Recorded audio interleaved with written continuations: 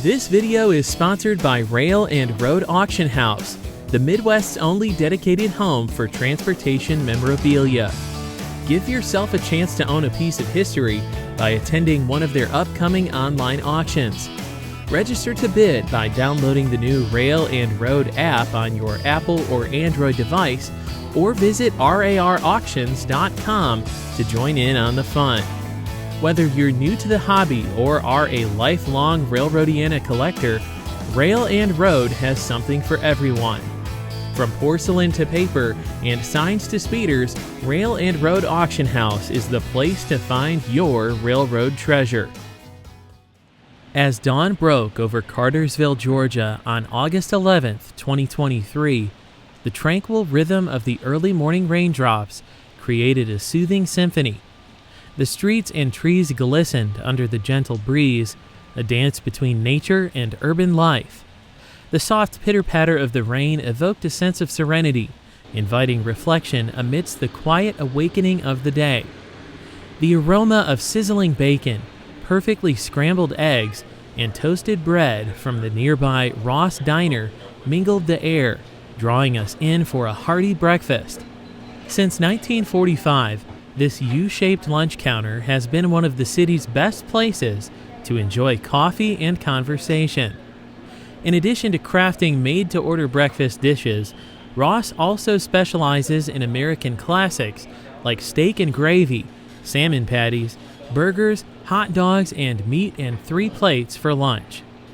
To the rail fan, the best part about eating at the diner is that you can also watch trains from the countertop, as the CSX Western and Atlantic Subdivision and Historic Depot are clearly visible from the restaurant's large glass windows.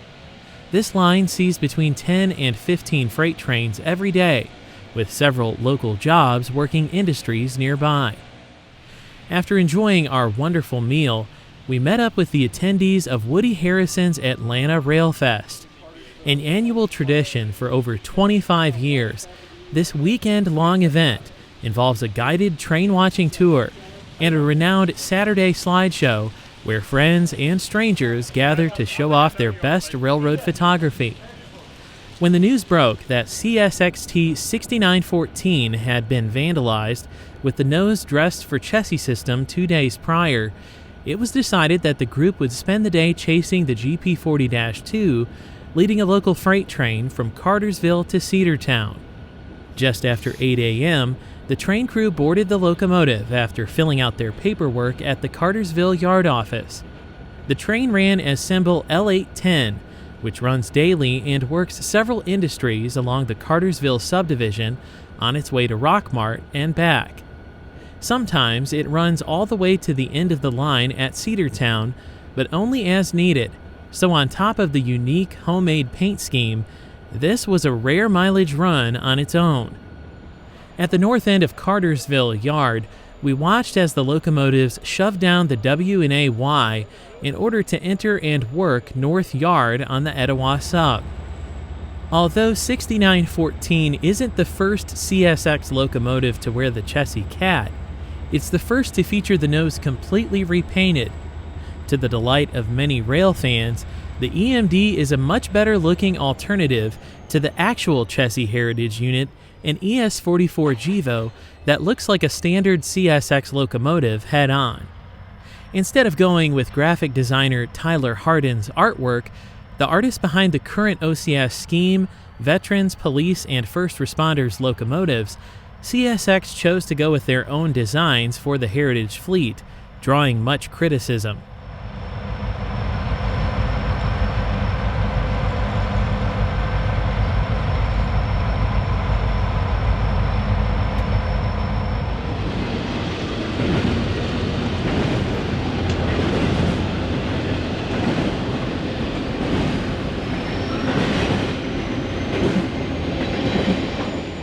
The crew of L810 ended up switching at North Yard for about 4 hours prior to their departure, so we decided to move to the nearby Wyvern Yard, where the Anheuser-Busch local had just gone on duty. Wyvern Yard was built in 1992 to accommodate the brewer's business. Over the years, the yard has also been used by Etowah sub trains, which set off and pick up local freight from Cartersville.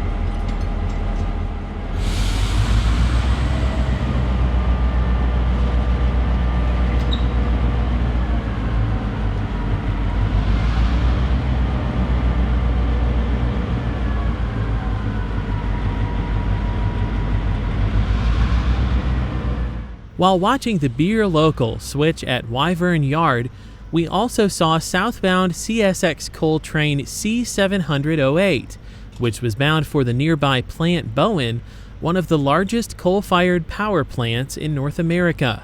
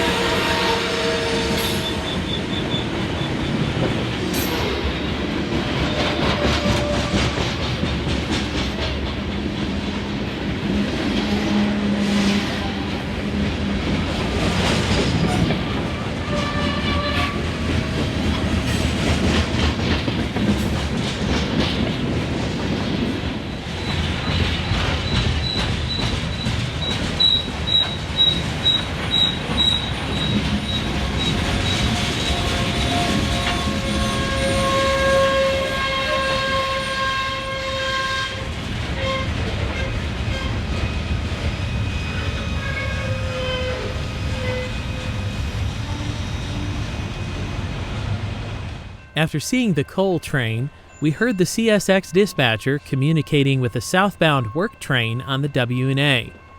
We decided to hunt down the train and found it approaching West Iron Belt Road north of Cartersville at milepost 51.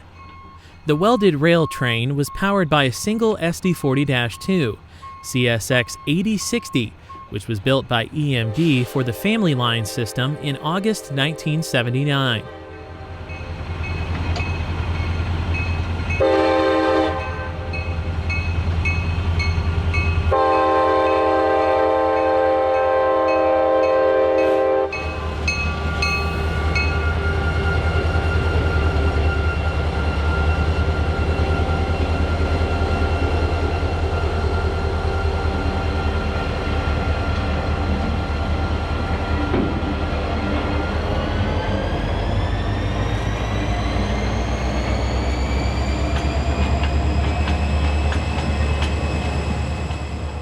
At the time this was recorded, CSX was busy laying new continuous welded rail on main lines in East Tennessee and North Georgia. Often powered by SD40-2s, these trains are always neat to see, especially when their crews are laying rail. Halfway through the crossing, the train stopped so that several track and engineering employees could board the welded rail cars. These employees keep a careful eye on the right-of-way as the rail is dropped alongside the existing main line. We enjoyed visiting with these friendly CSX employees in Cartersville and gained a whole new appreciation for what they do, as they explained the entire track laying process to us while the train was approaching. We'll cover that topic in a future video.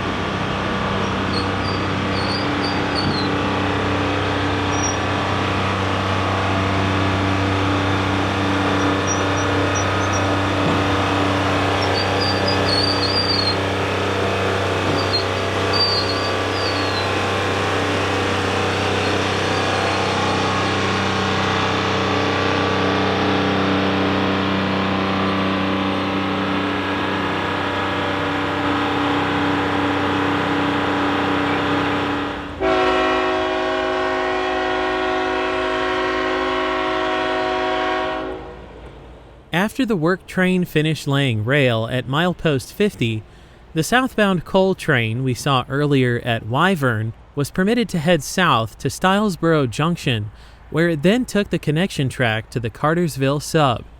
We caught up with the train at Lads, Georgia, a community southwest of Cartersville. C700 originates as needed from the Bailey Mine in Graysville, Pennsylvania, feeding Plant Bowen in Stylesboro, just a few miles south of here on the Cartersville sub.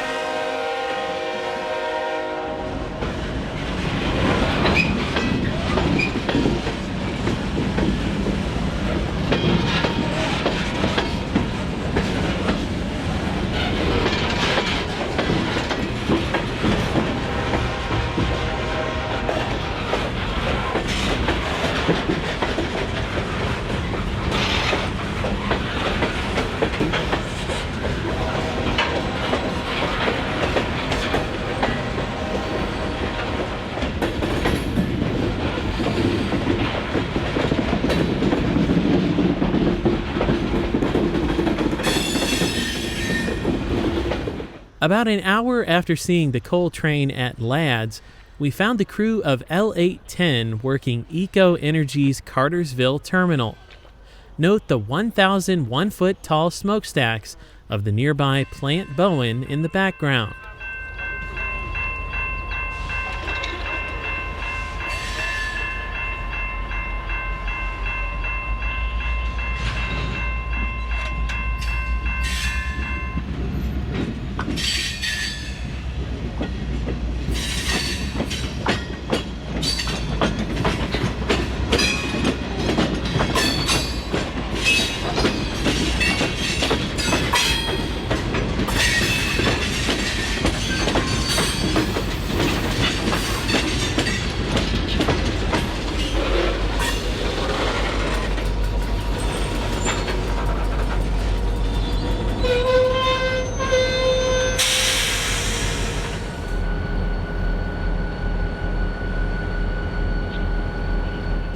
With the train now assembled, engineer James Jackson throttled up the locomotives for L810's journey to Cedartown.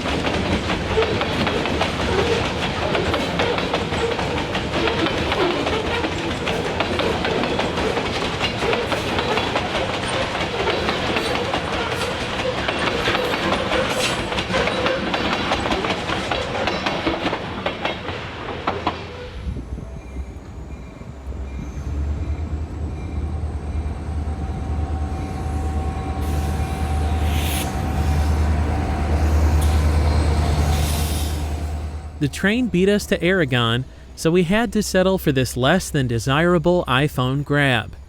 Note all of the chase vehicles following the train as it made its way toward Rockmart.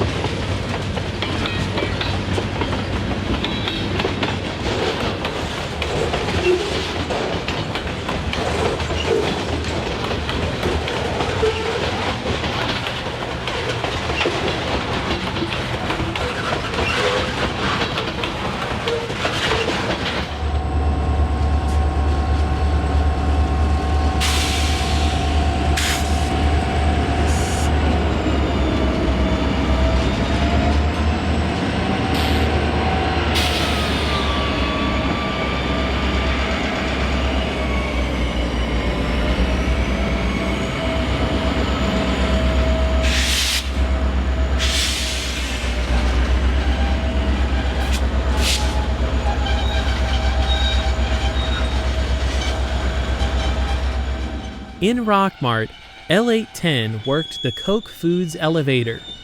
The massive feed mill is one of the most important customers on the Cartersville sub, providing CSX with a healthy revenue stream.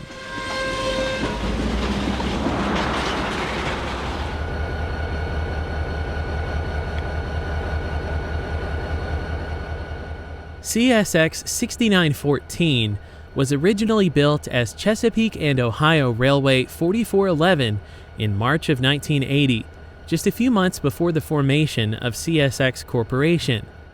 Delivered in chassis system colors, the locomotive was assigned to both road and local service. Following the CSX rebrand of the merged chassis and seaboard systems, the locomotive was sublettered for the new company in the late 1980s.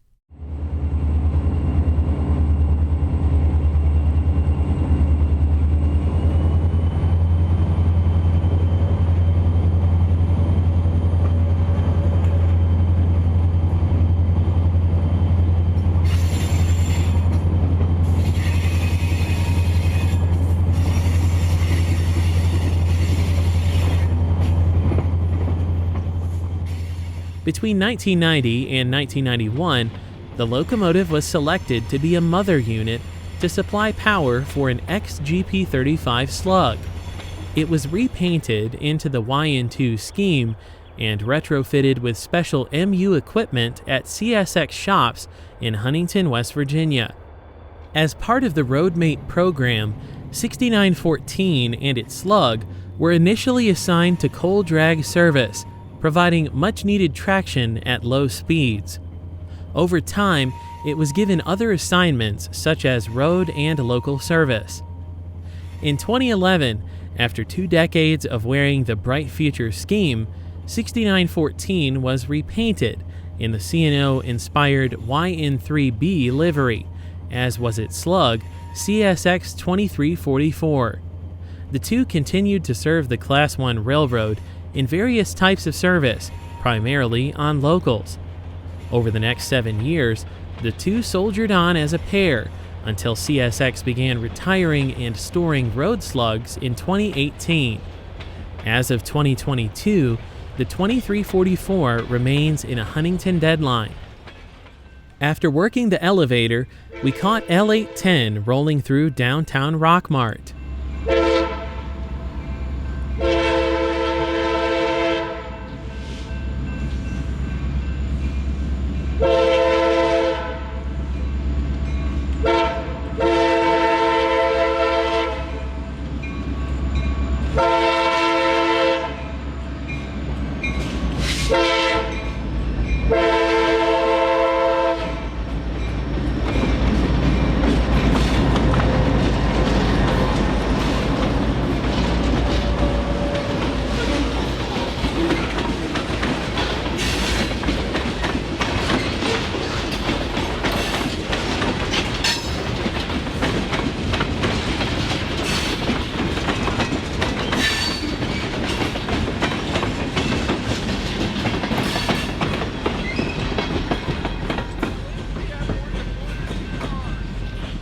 Cedartown is at the extreme west end of the Cartersville sub, which crosses Norfolk Southern's Cedartown district at milepost 631. Aside from the as-needed CSX local, both lines are virtually dead, with the Norfolk Southern using its line for car storage. This made capturing 6914 at Cedartown all the more interesting, and we were grateful for the opportunity to chase with Woody Harrison's Atlanta Railfest group.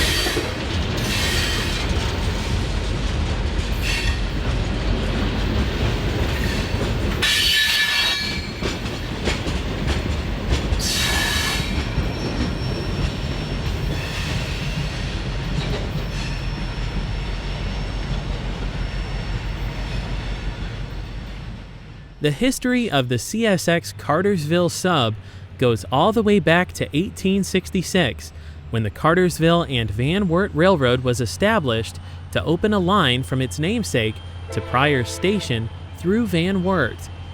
Construction progressed to Taylorsville, but the project faced setbacks, including a political scandal leading to its renaming as the Cherokee Railroad in 1871. Built as a narrow-gauge line, it eventually reached Cedartown and was leased to the East and West Railroad of Alabama in 1881. In 1883, it reached Esom Hill, connecting to the Atlanta and Birmingham Railway.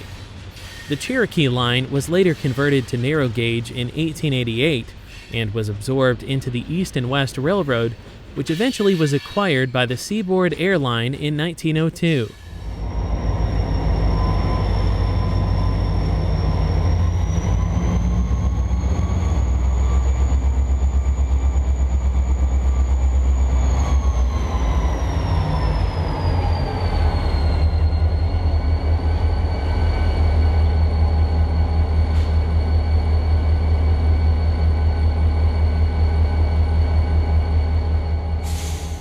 The only CSX customer in Cedartown is GEO Specialty Chemicals, and that's why the line remains in service beyond Rockmart.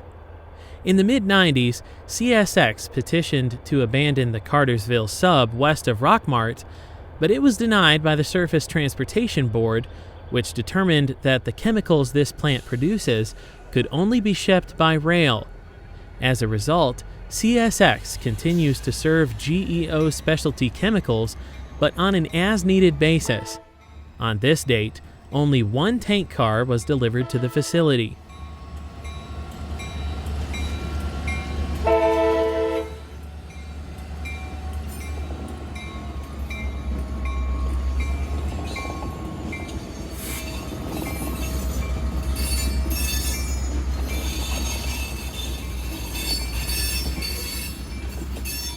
Back in Rockmart, we caught the L810 on its return trip to Cartersville.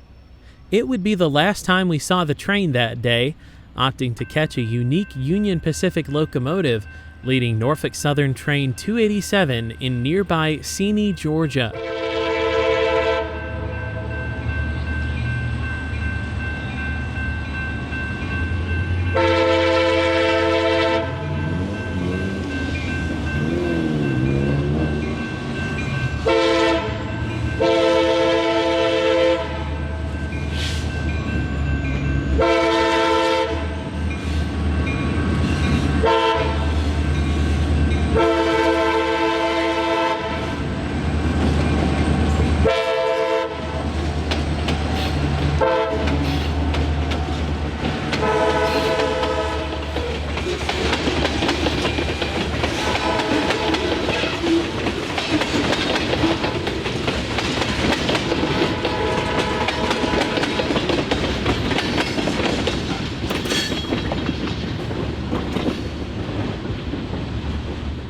Train 287 was led by Union Pacific C44 ACM number 7312 and ES44 AC 5512, destined for Rossville, Tennessee. Formerly an AC 6000, what truly makes 7312 unique is that it sports a high-mounted headlight above the cab windows.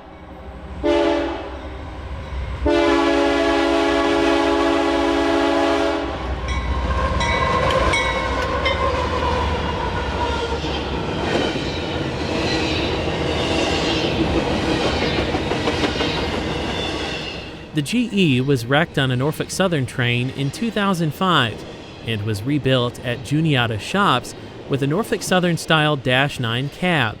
It's the only C44 ACM equipped as such on the UP roster.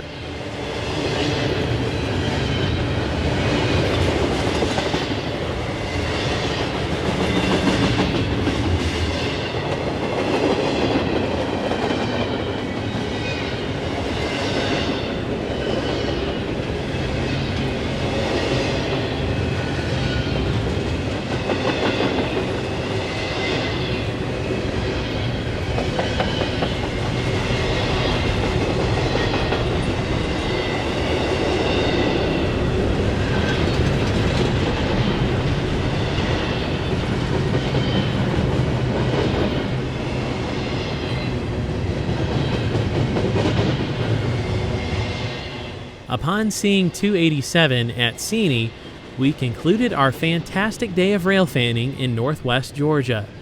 We had a wonderful time attending Atlanta Railfest and would like to thank its organizer, Woody Harrison, for having us along. As always, thank you for watching Delay in Block Productions. Until next time, happy railroading.